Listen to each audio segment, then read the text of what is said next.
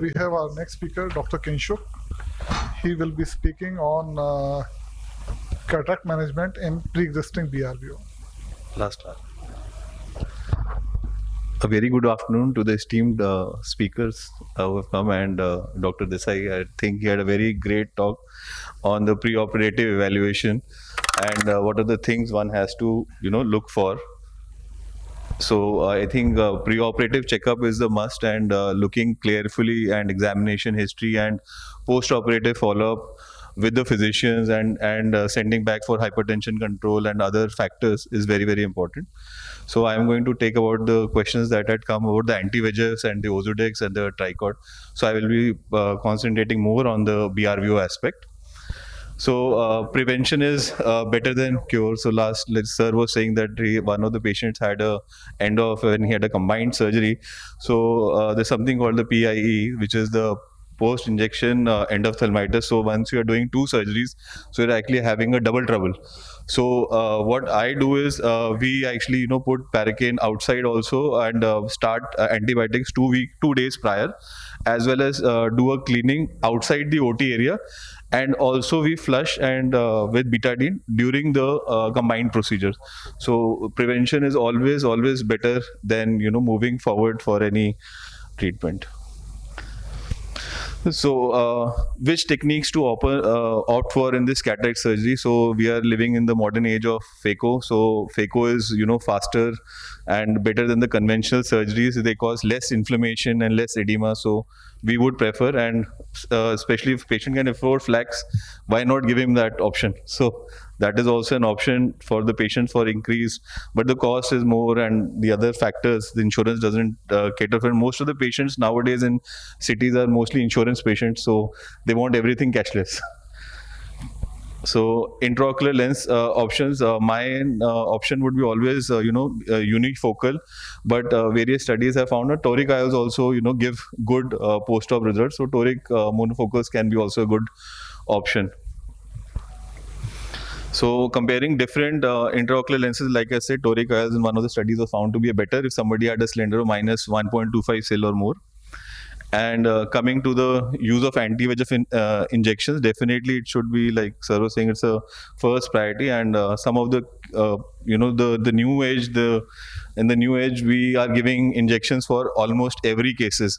So I don't stick to that. I don't prefer to give anti-VEGFs in neovascularizations. My first take is always laser.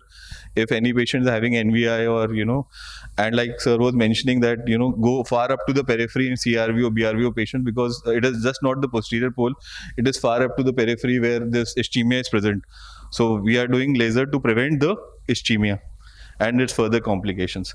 So the earlier studies, in 1984, it was shown that grid laser and these things are still used in specific cases, depending on non-compliance and other things. But still, photocoagulation should be done in cases where there is development of neovascularization.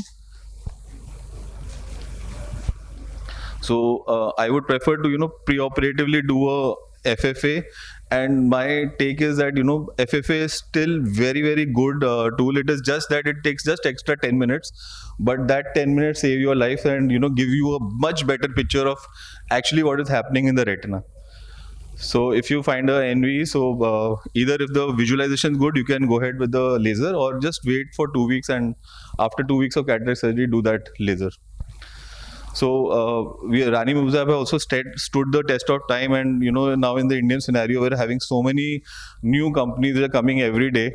So like the biosimilars and all. So with the biosimilars, prefer to take a special consent of the biosimilars, and I prefer to use what are the local Razumab, because that cuts down the cost. Insurance also gives it. So and aflibercept, through various studies of Copernicus, Galileo, and Vibrant studies have shown that aflibercept is also good. So ranibizumab is non-inferior to aflibercept, so you can give that option to the patients.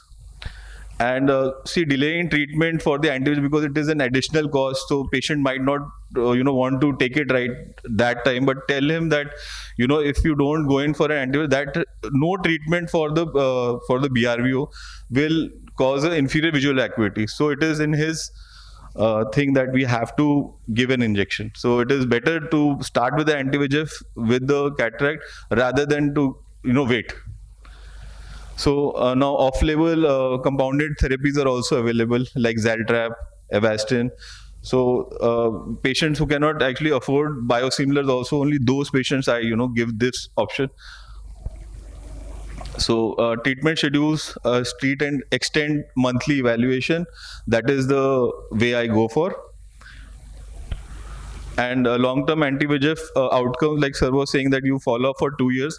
But most of the studies have shown that even after 4 years there is a chance of recurrence.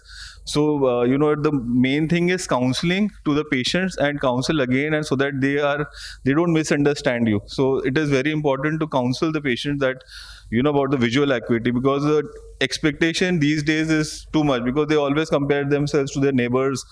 And he got a better vision, he was operated by you, but he got a better vision. So sir was also mentioning the Ozurdex, the contraindications if the patient is already having glaucoma. So have a look at the disc properly, that it is not you don't have a hint of glaucoma there. Avoid in those cases disrupted posterior capsule, phakic eyes, and secondary IOLs. So that has to be taken care. And seeing for the Ozurdex, so like in CRVOs, I find Ozurdex to be working very well for the patients, and a repeat 3 monthly can be given. So my take is that Ozurdex should be repeated 3 to 4 months, but that should be counseled to the patient. And SCORE 2 study, like he was saying, that anti-VEGFs and after that give Ozurdex, because those studies which had a switchover after 6 months, in those studies already aflibercept was given. So the sample size of the patients were very less who were actually switched over to Ozurdex. So I have 2 case studies here. So one of the patients presented with sudden painless decrease in vision to 660, and he had STRVO and CME, and patient wanted a EDOF because one of his neighbors wanted it. And post-operatively after a month, this was the top picture is the pre-injection and cataract surgery, and this was after 1 month. So patient is doing well, and calling him at 1 month follow-up. And the other patient actually had come from abroad. He had a cataract and a CME, seen piece ST BRVO, and the vision was counting finger 5 meters. Since she didn't have adequate follow-up at her country, so we decided to inject Ozurdex after trial with Dexa for 1 week. So since patients have less time and they want it quickly sometimes, so sometimes we give a 1 week, but ideally it should be a 2-week trial of a steroid test should be done. So we injected Dexa before the cataract surgery. We had told the patient that you should get it 2 weeks prior, but they wanted it at the same city. So basically the future directions in this field is that you look into the latest research, the statistics which are there, and take a call according to that. So the key uptake is stay up to date and give the best to the patient, which we all are doing, and counsel. That is the main thing. And document everything. Document that you will require multiple injections. You require to come on follow-up. Write it down on the prescription and give it to the patient. Thank you so much.